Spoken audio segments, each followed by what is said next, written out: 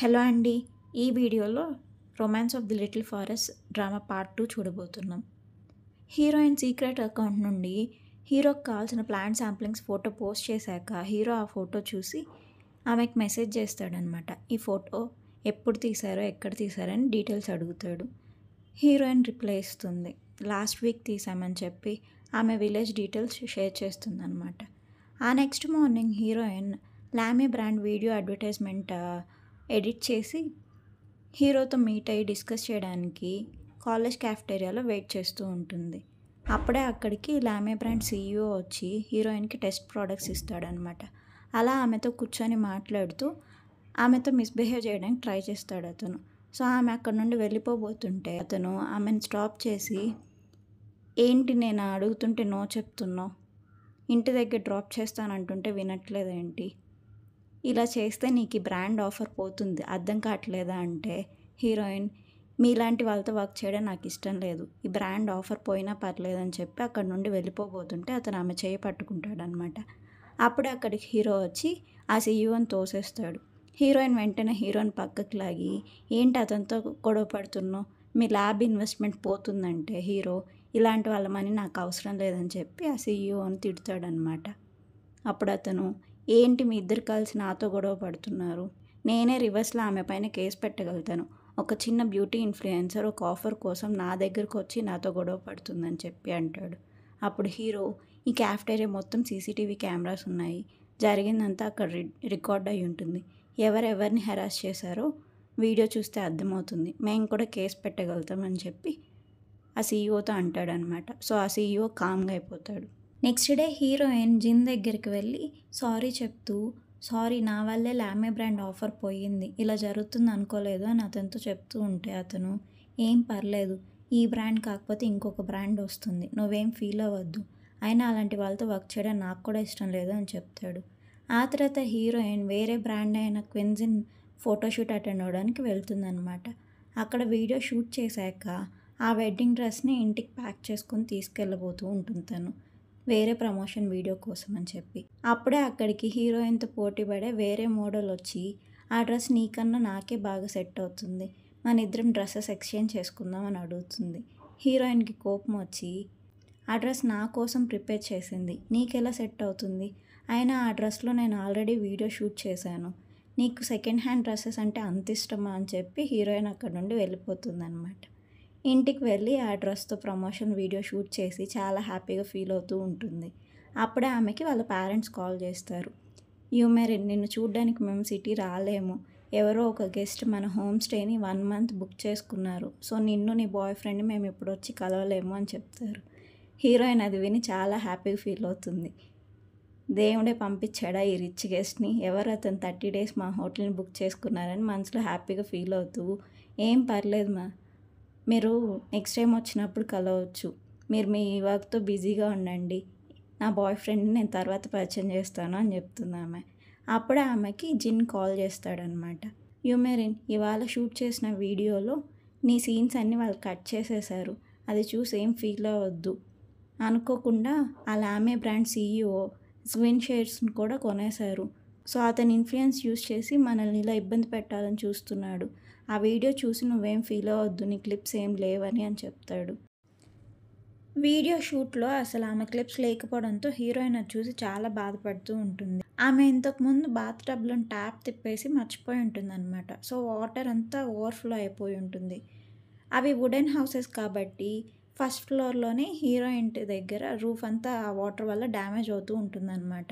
So అది చూసి hero ఆమెకు చెప్పడానికి ఇంటి దగ్గరికి వెళ్ళి బెల్ కొడతాడు. హీరోయిన్ డోర్ ఓపెన్ చేస్తుంది.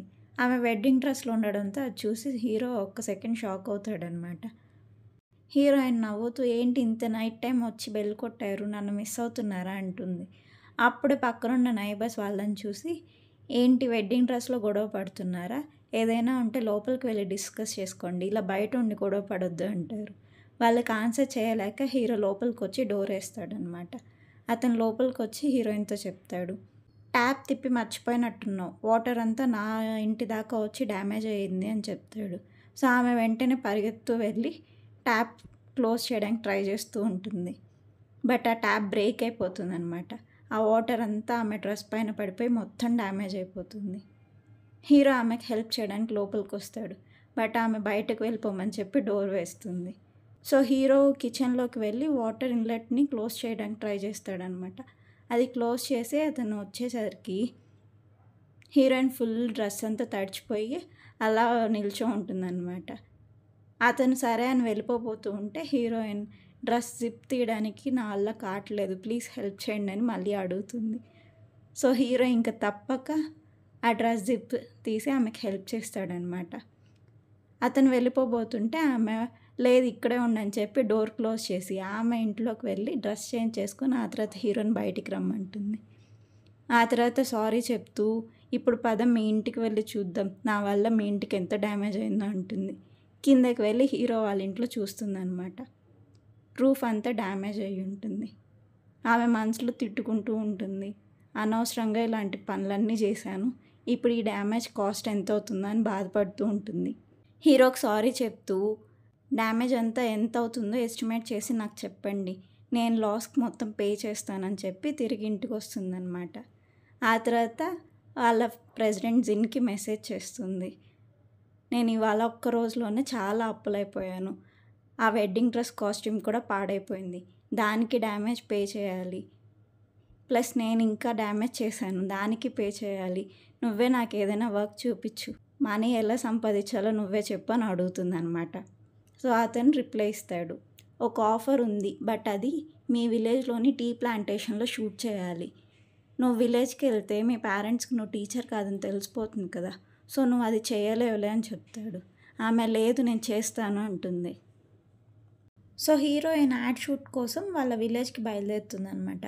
వాళ్ళ విలేజ్లో ఆమెను ఎవరు గుర్తుపట్టకుండా ఉండాలని చెప్పి గ్లాసెస్ హ్యాట్తో ఆమె ఫేస్ అంతా కవర్ చేసుకుంటుంది. హీరోయిన్ విలేజ్లోని హోమ్ స్టేని 30 days బుక్ చేసుకుంది, ఇంకెవరో కాదనమాట హీరో. అతను కూడా విలేజ్ రీచ్ అవుతాడు అతని రీసెర్చ్ వర్క్ కోసం. హీరోయిన్ వాళ్ళ హోమ్ స్టే రీచ్ అయ్యి అతని లగేజ్తో చెక్ ఇన్ చేసుకుంటాడు అనమాట. అతను రూమ్ చెక్ చేసుకొని రూమ్లోకి వెళ్ళాక హీరోయిన్ మదర్ అతన్ని చూస్తుంటే ఎక్కడో చూసినట్టుంది కదా అనుకుంటుంది. హీరోయిన్ వాళ్ళ హోమ్ స్టేలో సెటిల్ అయ్యాక అతను రీసెర్చ్ కోసం ప్లాంట్ శాంప్లింగ్స్ కలెక్ట్ చేయడానికి మౌంటైన్కి వెళ్ళడానికి రెడీ అవుతూ ఉంటాడు. అప్పుడే హీరోయిన్ వాళ్ళ మదర్ అతని రూమ్ దగ్గరికి వచ్చి అతనికి ఫ్రూట్ బౌల్ ఇచ్చి వెల్కమ్ చెప్తుంది. అలా హీరోతో మాట్లాడుతున్నప్పుడు అక్కడ హీరో బ్యాగ్ అబ్జర్వ్ చేస్తుంది ఆమె. ఆ బ్యాగ్ పైన సేమ్ హీరోయిన్ చెప్పిన కాలేజ్ నేమే ఉంటుంది.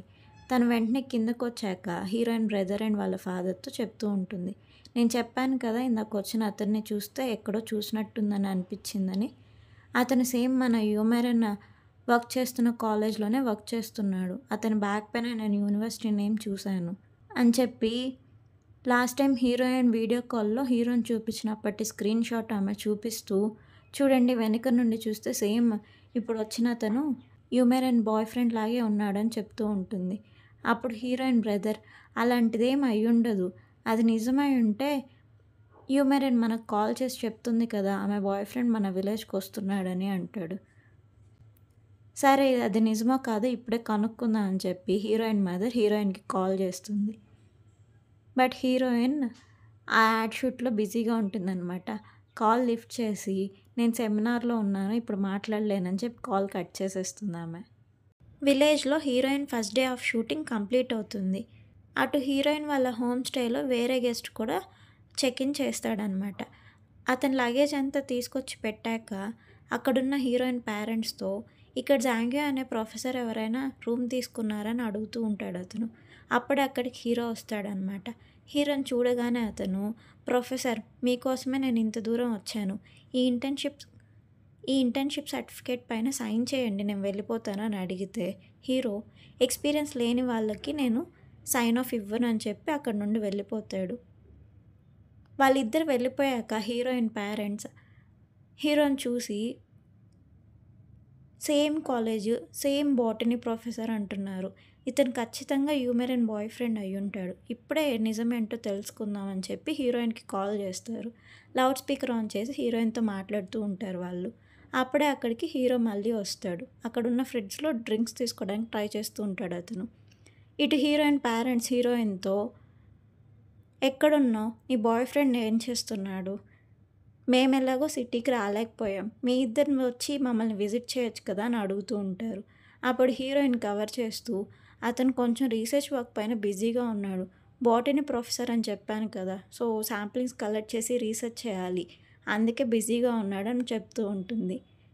హీరోయిన్ వాయిస్ హీరో గుర్తుపడతాడనమాట. వాళ్ళలా ఫోన్‌లో మాట్లాడుతూ ఉంటే హీరో వాళ్ళ దగ్గరకొచ్చి, ఆంటీ ఈ దగ్గరలో ఇంకేదైనా షాప్స్ ఉన్నాయి. ఫ్రిడ్జ్‌లో నుండి డ్రింక్స్ రావట్లేదు అని అడుగుతూ ఉంటాడు. అతని వాయిస్ వినగానే హీరోయిన్ గుర్తుపడుతుందనమాట.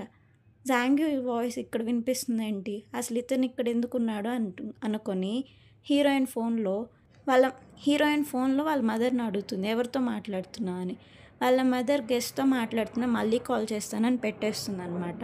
సో, అసలు హీరో నిజంగానే వచ్చున్నాడా లేదో చూడ్డానికి వాళ్ళ ఇంటి ఆపోజిట్ స్ట్రీట్‌లో వెయిట్ చేస్తూ ఉంటే, హీరో హోమ్ స్టే నుండి బయటకొస్తూ ఉంటాడు. అతన్ని చూడగానే ఆమె షాక్ అవుతుంది.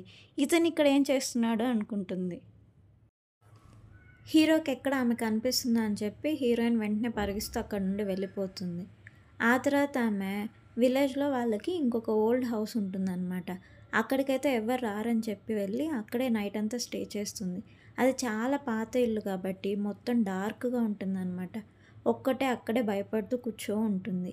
ఎర్లీ మార్నింగ్ ఏదో సౌండ్ రావడంతో భయపడి అరుస్తూ ఆ ఇంట్లో నుండి బయటకొచ్చేస్తుంది ఆమె. అదే టైంలో హీరో అక్కడికి జాగింగ్ చేస్తూ వస్తూ ఉంటాడు. వెంటనే వెళ్ళి అతన్ని పట్టుకొని జాంగ్యూ నువ్వే హెల్ప్ చేయాలంటూ అరుస్తుంది. అప్పుడు హీరో చూడ్డానికి ఎప్పుడు కాన్ఫిడెంట్‌గా ఉంటావు కదా! ఇప్పుడేంటి ఇంత భయపడుతున్నావు అంటూ ఆమెను టీజ్ చేస్తాడు. ఆమె కవర్ చేస్తూ అదేం లేదు జస్ట్ ప్రాంక్ చేశానంతే. అయినా నువ్వేంటి ఇక్కడ? ఎలాగో మా విలేజ్‌కొచ్చావు కదా! నాతో పాటు వచ్చి మా పేరెంట్స్‌ని మీట్ అవ్వు అంటుందామె. అప్పుడు హీరో నేను మీ పేరెంట్స్‌ని ఆల్రెడీ మీట్ అయ్యాను అంటాడు.